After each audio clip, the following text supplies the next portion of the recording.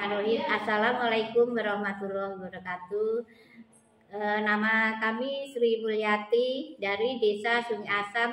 Saya sebagai ibu rumah tangga, saya sangat berterima kasih sekali sudah bisa mengikuti penyuluhan mengenai kompos dari sampah ini.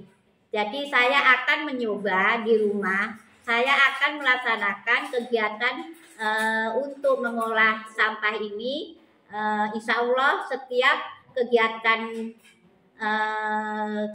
apapun yang di rumah kami akan kami laksanakan. Assalamualaikum warahmatullahi wabarakatuh.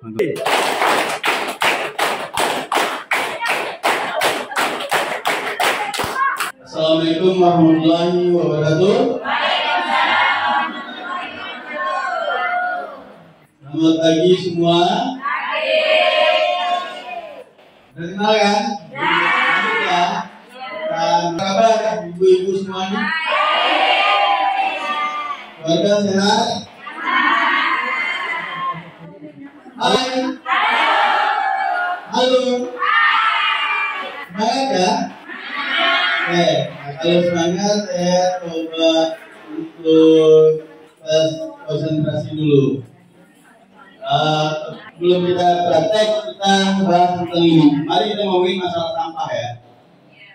Sampah, saya mau nanya ibu, maksudnya kerjaan suami atau ibu apa? Prioritas Ani? Ani ya. Lagi nelayan ada? Pedagang? Pedagang toko? Oke. Terus di rumah ibu ada tong sampah? Tong sampahnya berapa banyak? 3 atau 4? Berapa banyak? 3. Terus 3 itu dapatkan?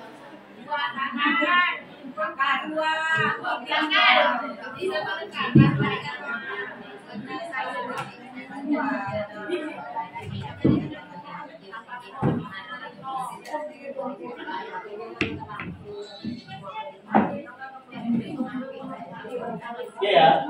Jadi kita belum ke organik ya. Ini saya anggap tong sampah ya. Nah, ini beranggap tong sampah di rumah ibu ada 3. Sekarang kita ngomongin sampah anorganik. Sampah anorganik itu sampah kering. Sampah kering biasanya apa ibu?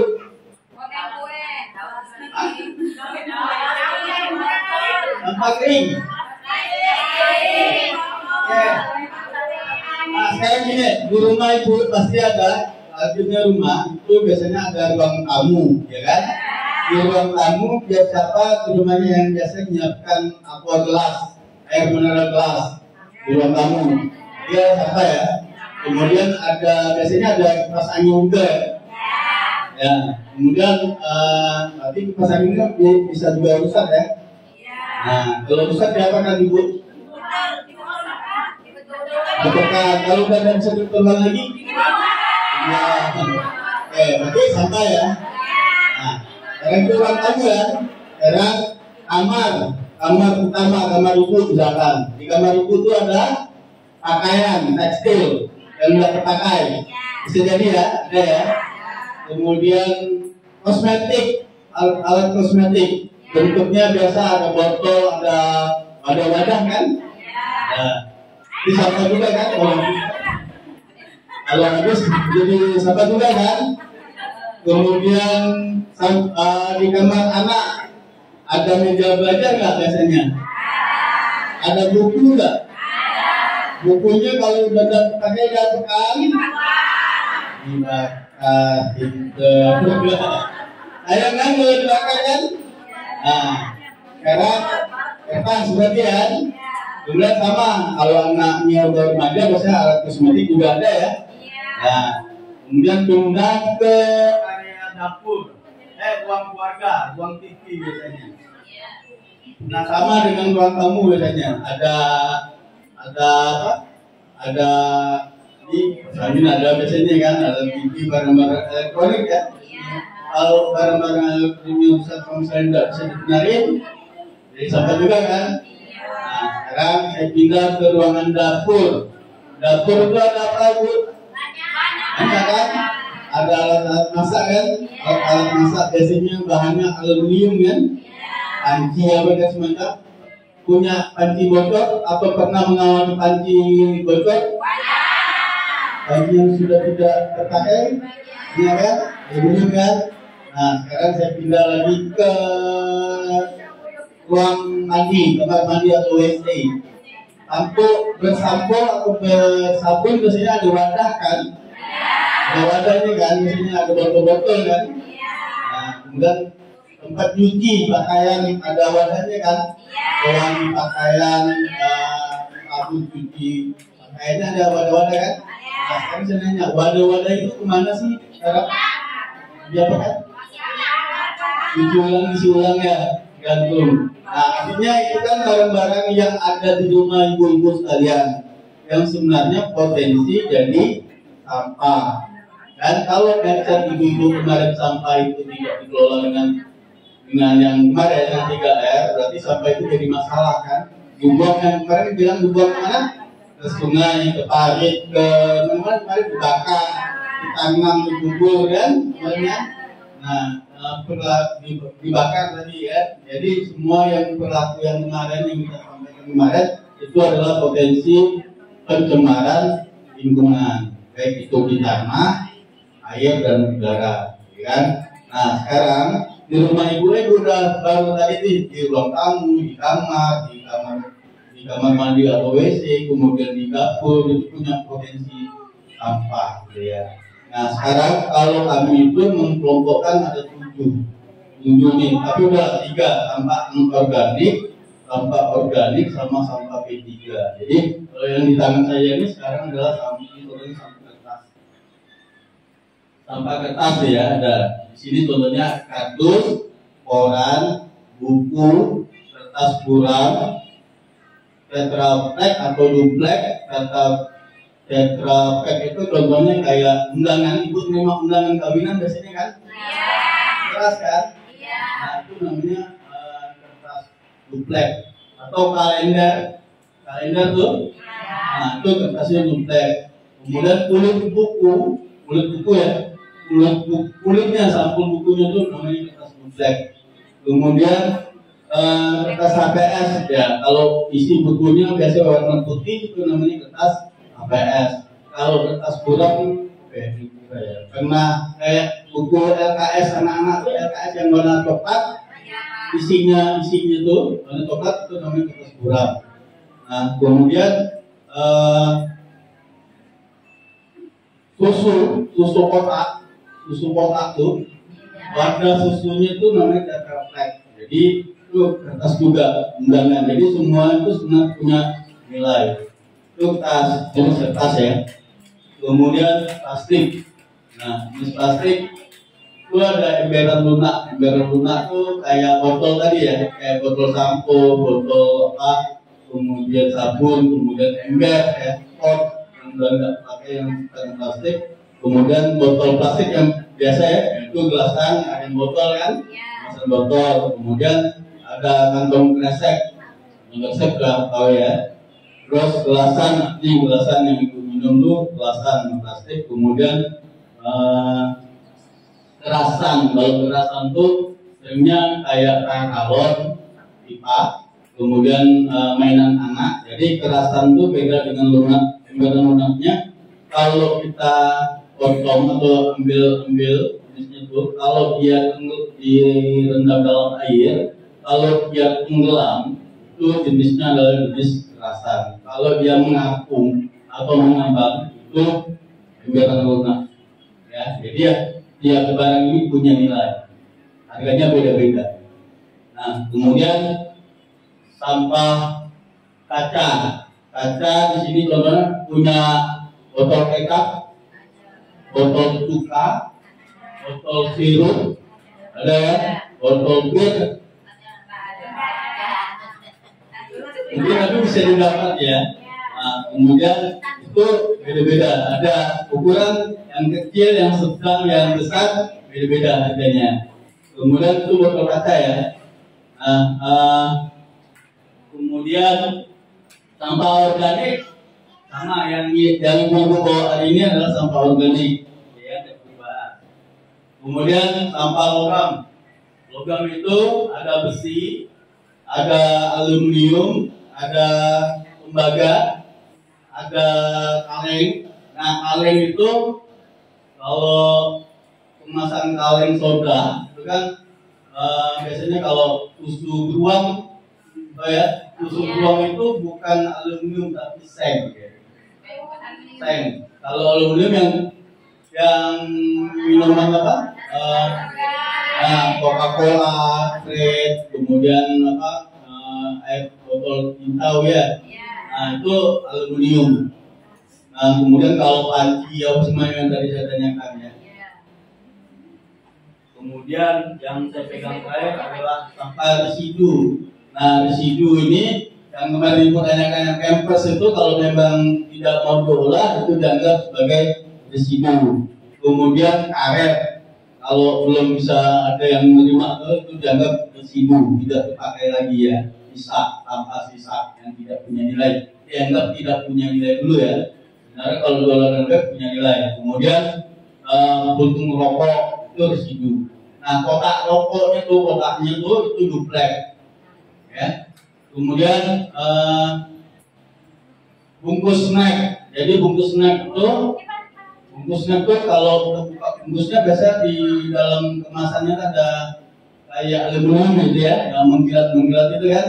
Nah, itu residu. Kalau kecuali ibu perlu kayak bungkus kopi, bungkus indomie semacam yang punya kreativitas yang kemarin bilang bisa buat kerajinan tadi ya. Nah, itu bisa ibu manfaatkan. Kalau tidak dimanfaatkan itu menjadi sampah residu, ya sisa. Nah, tapi kalau itu bisa diolah menjadi kerajinan daur ulang lebih baik. Nah, kemudian yang terakhir adalah sampah B3, bahan berbahaya ya dan beracun. Semprotan baygon. Nah, kasarnya baygon atau obat nyamuk ya. Tapi nyamuk yang semprotan itu B3.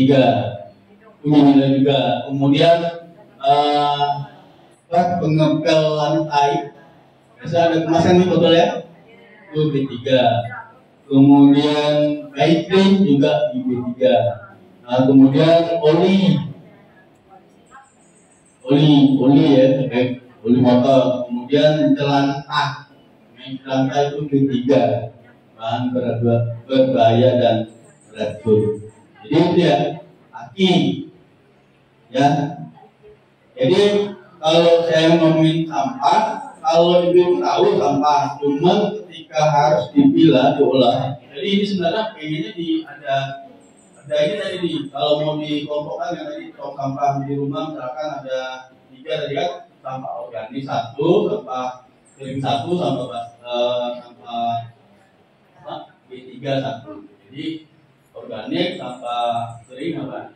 Campur. Tapi kalau lebih baik bisa 7 jenis ini kalau memang bisa ya kelompokkan. Tujuan kita memilah sampah sesuai dengan jenis dan kelompok tadi, tujuannya adalah satu, untuk meningkatkan harga sampahnya. Ya, kalau dicampur harganya lebih murah biasanya.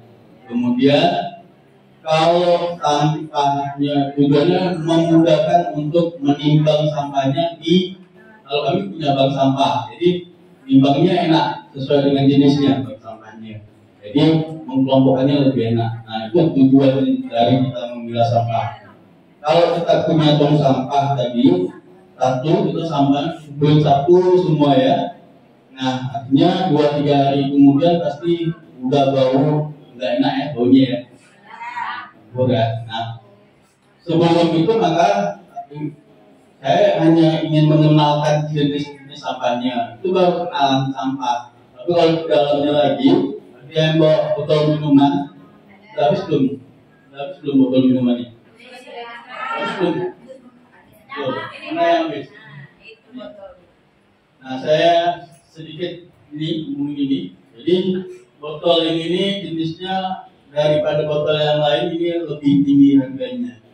Ini di sininya ada titik putih ya, putih kan. Terus tutupnya ini dipisah, terus labelnya dibuka, labelnya dibuang. Ya. Nah, jadi perlakuannya kayak gitu. Kemudian kalau ada yang air aqua, merek aqua, kemudian air mineral biasanya sini biru ya, bias biru. Ya, ada biru-biru kan sini kan, lebih murah. Sama perlakuannya, tutup dengan tutup, labelnya dibuang. Nah itu kenapa diperlakukan seperti itu, biar nilainya lebih tinggi. Kemudian maaf, jelasan. Nah ini juga harga ini dibuang nih label atasnya. Dibuang label atasnya kalau memang mau di ini ya. Nah ini hanya info. Gelas info. Nah kan kemudian gelasan yang biasanya untuk kopi, styrofoam ya, styrofoam tuh. Nah itu risiko.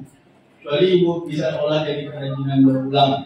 Kemudian ada sampah gelasan yang plastik ya, yang plastik yang biasanya ada motif, nah itu juga jenisnya beda, tapi punya nilai juga. Jadi itu ya, jadi sampah organik. Jadi kalau memang bisa seperti itu lebih baik. Nah ujung-ujungnya sebenarnya pengen ini salah satu mungkin diinisiasi atau dibuat untuk didirikan bank sampah nanti.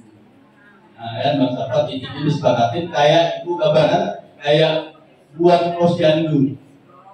Gambarannya kayak buat posyandu, tapi nanti ya bukan atau saya tidak teman.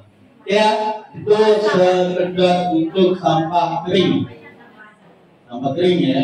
Nanti yang untuk bank sampah bagaimana didirikan bank sampah nanti kita buka. Kemudian tuh ada pertanyaan? Tanya Pak, apa kita beli itu Pak, apa modal sendiri, apa dari Bapak? Apa ini tuh? Yang sampah tadi yang dikumpulkan satu itu, yang ada satu grup bank sampah. Oh, bank sampah nanti kita ngomongin itu nanti, ya. Nanti yang penting itu ini hari ini kita coba untuk mengenalkan jenis-jenis sampah yang tadi jenis itu ya, jenis kelompok. Yang penting nanti kalau bank sampahnya tadi sebenarnya misalkan di sini ada berapa orang yang hadir dari 50 misalkan 50 orang nih di sini nih, dari 50 orang ini dianggap satu lokasi ya Bu ya, satu lokasi. Nah pilih 5 orang misalkan kayak kader kan, kayak kader. Nah kader itu nanti bertugas ada yang jadi ketua, bendahara, sekretaris, sosialisasi atau apa, pokoknya kayak posyandu lah. Jadi nanti bank sampah itu konsepnya adalah bank, jadi tabung, menabung, ya tabung. Nah konsep bank sampah itu menabung, kemudian selama ini kalau ibu jual sampahnya mungkin dapat 20.000 misalnya, tapi habis kan? Habis kan? Nah kalau ini nanti ada yang megang, ada dicatat, ibu jual sampahnya ternyata dapat 5.000. Nah yang saya bilang kemarin konsepnya adalah kayak celengan tadi kan 5.000, tapi tabung kan, tabung. Nanti banyak, lama-lama dikit-dikit jadi bukit, gitu ya. Nah daripada habis di situ, bagus ditabung. Kemudian dengan bank sampah juga bisa. Misalnya ibu kan punya buku bank sampahnya ya, buku bank sampah, dari itu kan ada saldo sisa yang uangnya berapa tabungannya kan. Nah nanti dari sisa saldonya ibu bisa punya inisiatif lagi nih, pengurus bank sampahnya buat kayak toko sembako kan, sembako yang jual yang bahan-bahan sembako lah, misalkan dari jualnya itu tadi pakai potong uang tabungan nasabah itu dipotong untuk ditukarkan dari bahan sembako tadi. Jadi ibu beli kayak minyak goreng gitu ya, itu dari uang sampah, ya. Jadi maksudnya kayak gitu Bu, uang sampah. Tapi itu nanti kalau sananya. Siapa nama ibu tadi? Bu siapa? Ada di mana? Nah, Ini Bu. Mau minum? Ini Bu. Mana kawan tadi? Guru istrinya mana? Nah, kasih oleh-oleh pertanyaan. Satu lagi dulu, satu lagi. Siapa lagi mau nanya siapa? Satu yang tunggu. Ini Bu, nanya apa Bu?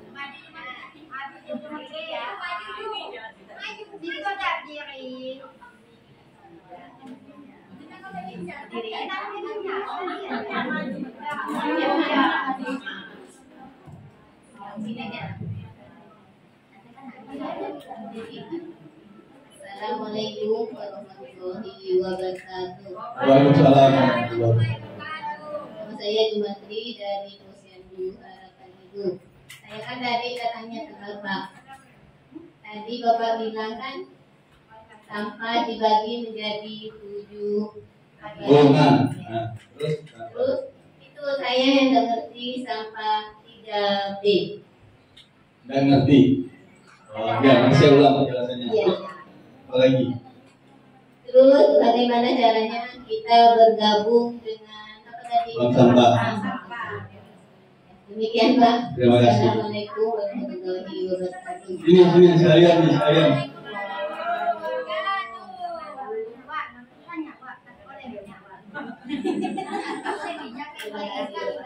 Betul itu. Ya, itu ya. Jadi nanti selanjutnya. Jadi jawabannya B3 itu sampah B3 tadi ya. Nih. Sampah B3 nya dulu, B pertama bahan, B kedua berbahaya, B ketiga beracun. Jadi sampah B3 itu adalah sampah yang berupa bahan yang berbahaya dan beracun. Contohnya kayak sampah sisa desinfektan ini lantai itu kalau dibiarkan bisa bahaya, kontaminasi, gangguan pernapasan biasanya. Kemudian jelantah juga, jelantah itu kalau dibiarkan bahaya kalau itu konsumsi jelantahnya ya.